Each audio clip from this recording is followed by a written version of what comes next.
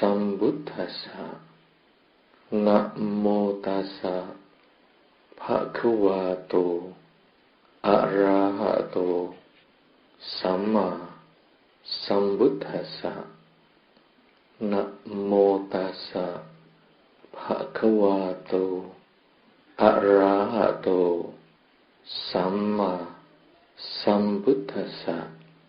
Bagaikan lidah yang selalu dapat merasakan makanan yang melewatinya, demikian pula hendaknya orang bijaksana dapat merasakan manfaat dharma walaupun baru sejenak mengenal dharma.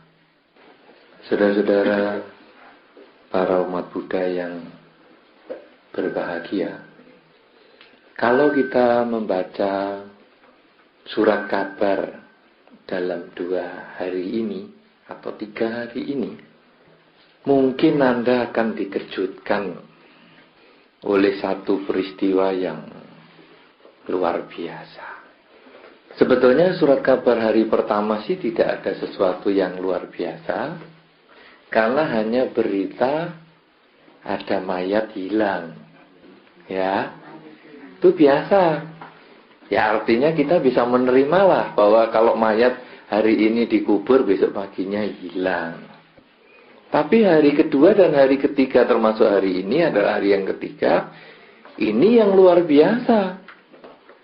Ternyata mayat hilang itu bukan karena jalan, nggak mau dikubur terus jalan kaki keluar, bukan. Ternyata mayatnya ini diambil orang dan dimakan.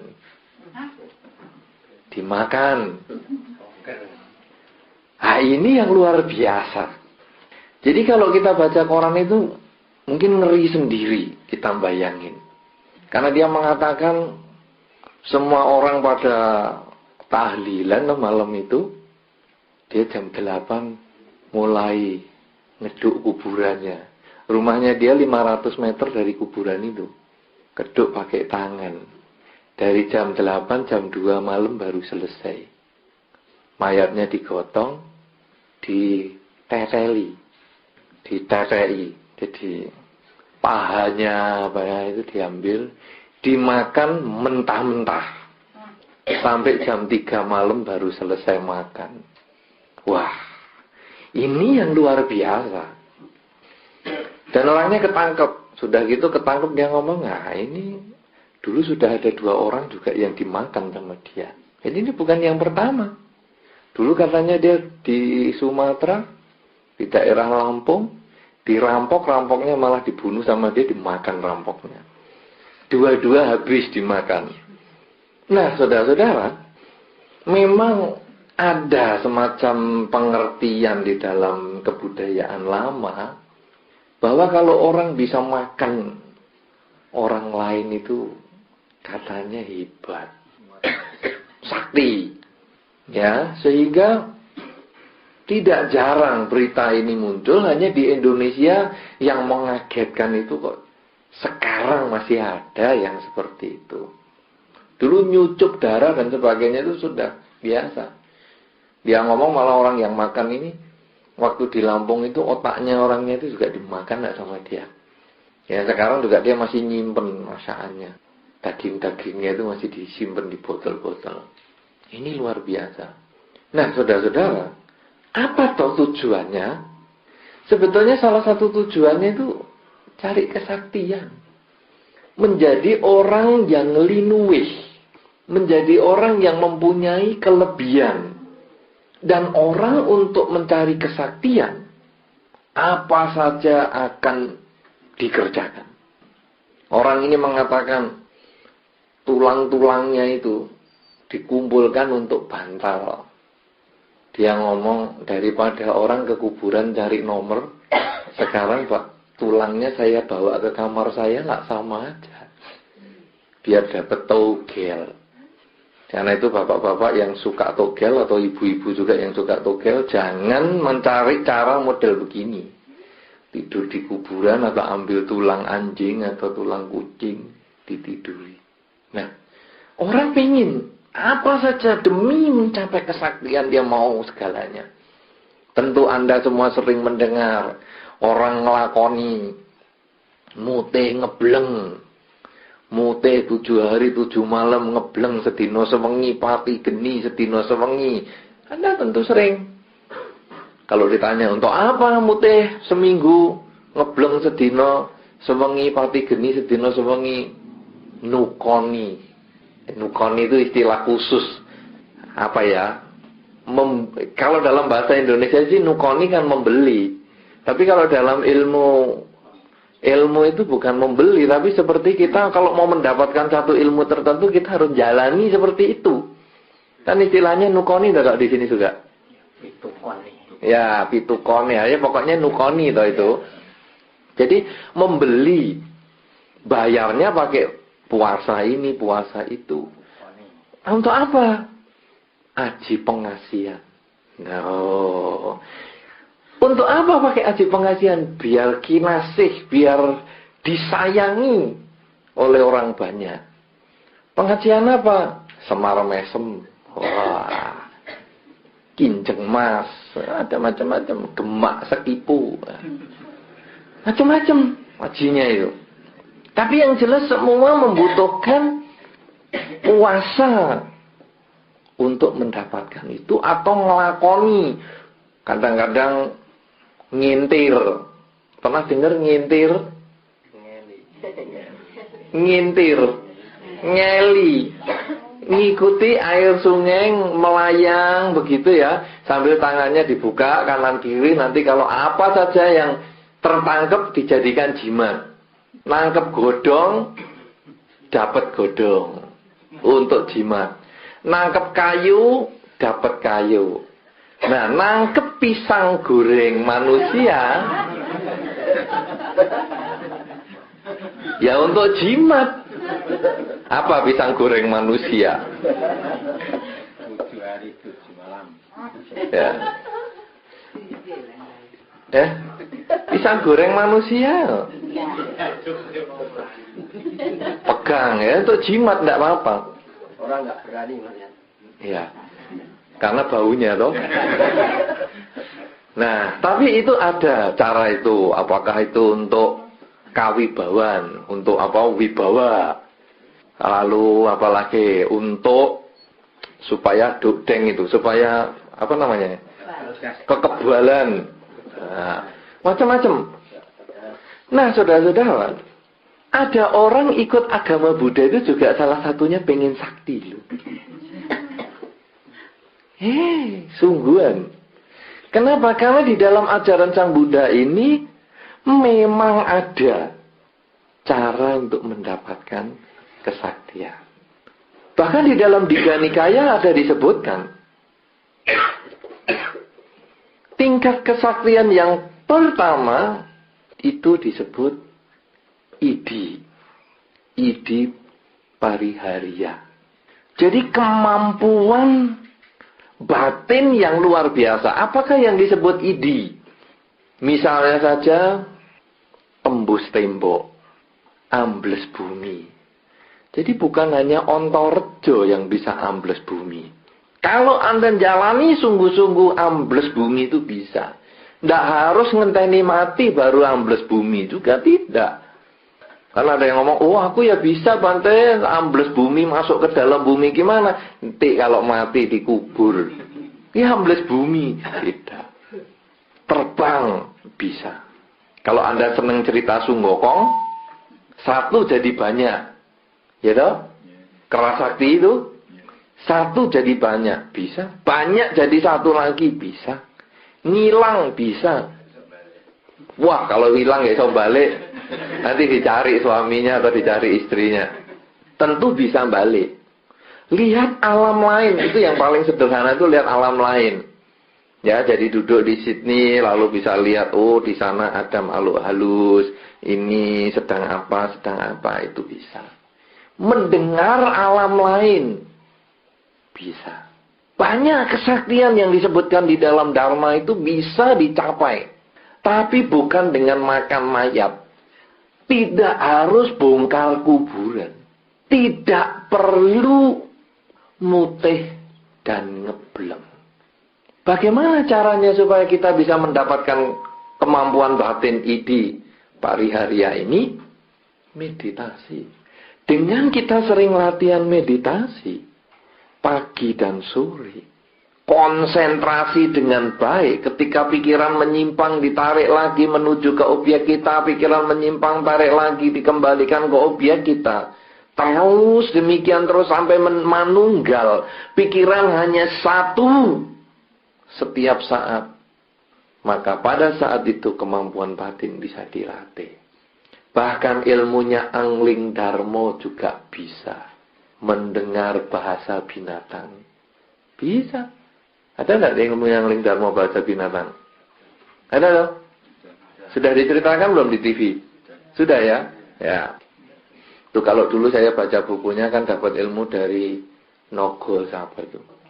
Nogo Pratolo ya. Wah, bukan ini ngikuti. Kalau saya dulu waktu kecil baca bukunya. Nah, Nogo Pratolo. Sebetulnya binatang juga bisa ngomong. Hari ini sebetulnya di koran sudah ada orang jual jegokan anjing, itu artinya apa sudah ada. Ya, di Jepang itu sudah mulai dijual. Jadi anjing jegok dikasih itu, oh ini artinya apa? Oh artinya minta dilus-lus. Jegok lagi, oh ini minta diajak jalan-jalan. Sudah bisa. Hari ini sudah bisa. Ada Angling Darmo modern dari Jepang. Tetapi secara tradisional, kalau dengan kekuatan meditasi kita juga bisa. Nah, saudara-saudara, kalau Anda nanti banyak membaca buku Dharma, itu akan diterangkan bagaimana cara melatihnya. Jalan di atas air, mambles bumi tadi, kemudian nembus gunung, mindah gunung. Kalau Anda pernah mendengar cerita Sumantri Ngenger, itu kan ada adiknya atau Sukrosono ya. Itu kan bisa mindah taman, mindah gunung itu. Ya, di pewayangan kan ada itu. Nah, itu sebetulnya kemampuan itu bisa dicapai. Kalau dalam bahasa sehari-hari kita itu namanya sabdo dumadi. Jadi apa saja yang kita maui, apa saja yang kita katakan, akan menjadi kenyataan. Ini semua dilatih dengan konsentrasi pikiran. Nah, idi pariharia ini hanya level pertama. Belum level yang hebat menurut Dharma. Level yang lebih tinggi menurut Dharma adalah adesana pariharia. Apakah itu adesana pariharia? Kemampuan batin membaca pikiran makhluk lain. Ini dianggap lebih hebat. Kalau cuma bisa terbang, naik pesawat terbang bisa. Ambles bumi ngenteni mati ya nyampe. Tetapi membaca pikiran orang, ini dianggap level yang lebih tinggi. Dan sebetulnya kita semua ini sebetulnya punya kemampuan membaca pikiran orang. Cuman nggak jelas. Pasangan hidup Anda mulai tidak wajar perilakunya, Anda sudah mulai bisa ngerti kok. Wah, ini ngamuk kayaknya. Loh, Anda sudah tahu, ini ngamuk ini. Hati-hati, ya. Gejala-gejala ini sudah. Hati-hati, kita jangan macam-macam daripada ketiban anget. Itu kan kita sudah mulai bisa membaca pikiran orang. Kalau Anda yang pedagang, itu lebih jelas lagi. Begitu orang mau masuk, iki harap tuku. Ini cuma mau tanya saja. Itu bisa tahu kok. Sebetulnya bagian membaca pikiran ini, bayi paling pintar. Kalau mau ada pencuri, bayi rewel loh. Ya kan? Itu kenapa? Karena pikiran gelombangnya itu, si pencuri itu kan sudah mau masuk rumah. Membuat bayinya nggak nyaman. Nah, nangis semalam suntuk. Itu sebetulnya semua manusia punya kemampuan membaca pikiran orang, cuman tidak terlatih. Anda sering sekali Anda akan tahu. Pokoknya kalau Anda sudah dekat sama orang itu, terutama, Anda bisa kok baca pikirannya. Kamu mesti mau gini. Kamu mesti mau gitu. Kamu mau ngomong hari ini mesti ngomong ini. Anda bisa rasakan itu. Cuma tidak jelas. Kalau Anda tidak kenal, sebetulnya kadang juga Anda bisa tahu. Begitu Anda dekatan dengan orang yang baru nggak menyenangkan, pikiran dia gelombangnya jahat, Anda bisa nggak tenang. Cuman tidak jelas. Kalau Anda dagang terutama misalnya, hari ini kok aku nggak enak ya hatiku. Kenapa? Nggak tahunya mau misalnya ditipu orang. Itu kita sudah merasa. Cuman tidak jelas. Kalau Anda mengembangkan konsentrasi pikiran, misalnya saja Anda menggunakan objek pernafasan, Anda perhatikan nafas Anda, lalu pikiran menyimpang Anda tarik lagi, pikiran nyimpang Anda tarik lagi, pikiran nyimpang Anda tarik lagi. Terus Anda konsentrasi pada pernafasan. Pada saat Anda dengan menggunakan konsentrasi ini, batin Anda tenang. Batin Anda itu seperti kaca. Apa saja yang muncul di depan kaca itu akan jelas tergambar. Apa saja pikiran yang muncul di depan Anda bisa baca dengan jelas. Kalau sudah begini, hidup di dunia enak. Hidup sebagai suami istri penuh pengertian. Karena dia belum apa-apa, kita sudah tahu karepe. Hidup bermasyarakat tidak pernah geger. Karena dia belum apa-apa, kita sudah bisa nuruti maunya. Dia pengen yang kita nggak kepingin bisa nuruti, kita bisa menghindar dulu. Sehingga dia nggak sempet ngomong keinginannya. Kan enak. Membaca pikiran orang. Kalau ada penjahat mau masuk rumah kita, kita sudah tahu. Oh, ini kamu mau nipu bagian apa? Nah, kamu masuk mau lewat mana? Kita sudah tahu. Karena kita bisa membaca pikiran orang. Jadi membaca pikiran orang itu bukan sesuatu yang sulit. Anda semua pernah bisa karena Anda pernah bayi. Anda semua pernah juga mengalami di dalam kehidupan sehari-hari. Mungkin dengan pasangan hidup Anda, mungkin dengan toko Anda, atau apa saja pekerjaan Anda. Yang jelas Anda pernah jalani itu. Cuman tidak jelas. Sehingga kalau Anda latih dengan konsentrasi pikiran, kemampuan Anda itu akan meningkat. Tetapi ada di sana, pariharia ini adalah level kedua juga bukan yang tertinggi. Jadi kalau tadi level yang pertama, di pariharia itu tadi bisa terbang, bisa muak balik badan, bentuknya jadi lain, bisa jadi binatang, bisa balik sebagai manusia, satu bisa menjadi banyak, bisa terbang, bisa ambles bumi, jalan di atas air. Itu adalah level kesaktian yang pertama. Level kesaktian yang kedua adalah membaca pikiran orang. Maka di dalam Dharma masih ada lagi kesaktian yang tertinggi, level yang paling tinggi, yang disebut Anusasana Pariharia. Anusasana Pariharia ini adalah kesaktian karena ajaran Sang Buddha. Kesaktian apa? Kesaktian bisa berubah pikiran kita, berubah watak kita, sehingga kita kalau bisa mengurangi ketamaan kita, mengurangi kebencian kita, mengurangi kegelapan batin kita dengan ajaran Sang Buddha, itu di dalam Dharma disebut sudah sakti.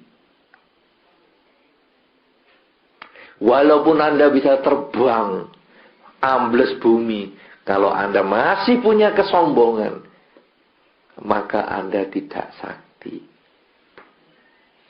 Karena nanti satu ketika, kesombongan Anda itu akan menjatuhkan kemampuan Anda. Coba lihat, berapa banyak orang pinter jatuh kena materi, gitu. Dulunya waktu dia masih suka ngelakoni, wah bisa ngobati hebat. Begitu mulai bisnis, ngobatinya nggak bisa. Atau dia memperoleh pangkat, ngobatinya nggak bisa. Berapa banyak yang kita sudah lihat? Kenapa? Karena kesaktian yang bukan dari pikiran itu gampang berubah. Tapi ketika ketamaan, kebencian, kegelapan batin kita bisa diatasi, maka seseorang yang mencapai kesaktian ini bukan hanya kesaktian untuk kehidupan ini saja. Di masa-masa yang akan datang pun, kemampuan mengendalikan pikiran kita dari ketamaan, kebencian, dan kegelapan batin ini akan terus bisa dipertahankan. Orang yang telah mencapai sotapana misalnya, tingkat kesucian yang paling awal, dalam 7 kehidupan yang akan datang, dia selalu membersihkan pikirannya. Sehingga kalau satu ketika dia selalu bisa mampu membersihkan pikirannya, mungkin hanya 3 kali lahir saja sudah bisa mencapai kesucian. Tetapi kalau orang yang sakti bisa membaca pikiran orang, bisa terbang, bisa ambles bumi dan sebagainya, lahir lagi, belum tentu dia punya kemampuan itu. Orang-orang tertentu yang mengembangkan kemampuan itu kadang ingatnya baru setelah meditasi. Jadi meditasi yang pernah saya ceritakan mungkin satu ketika pada Anda, dulu ada orang belajar meditasi setengah jam, tahu-tahu bisa melihat rumahnya yang di Jakarta. Itu kemampuan melihat alam lain. Alam lain itu bisa di kota lain, alam lain bisa di negara lain, alam lain bisa di benua yang lain, alam lain pun bisa sungguh-sungguh di surga, di neraka, di alam yang lain. Itu hanya bisa dicapai ketika orang meditasi. Tapi kalau sendiri lahir ceprot begitu, belum tentu kemampuannya bisa. Tetapi kalau orang yang sudah bisa mengendalikan pikirannya dari ketamaan, kebencian, dan kegelapan batin, maka lahir pun dia sudah menjadi orang yang baik. Berapa banyak coba Anda bisa temukan seorang bayi yang dari kecil wis nuwei? Ya toh? Ada toh bayi yang dari kecil dikasih makanan, dia bisa bagikan kepada yang lain. Kepada binatang, dia tidak kepingin membunuh. Sejak kecil, iri hatinya sedikit. Sejak kecil, dia sudah sabar. Anusasana parihariya ini terbawa di dalam kehidupan-kehidupan yang akan datang. Karena itu ini dikatakan di dalam Digha Nikaya bahwa kesaktian seperti ini adalah kesaktian yang tertinggi. Apalagi kalau seseorang bisa mencapai kesucian, membersihkan dengan total pikiran dari ketamaan, kebencian, dan kegelapan batin, maka kesaktian ini membuat seseorang tidak terlahir di alam manapun juga. Orang boleh mampu membaca pikiran orang. Orang boleh mampu terbang maupun menjadi banyak. Tetapi dia tetap lahir kembali. Lahir kembali. Lahir kembali. Tapi kalau orang bisa mengendalikan pikiran dari ketamaan, kebencian, kegelapan batin, maka kelahiran ini menjadi kelahiran yang terakhir.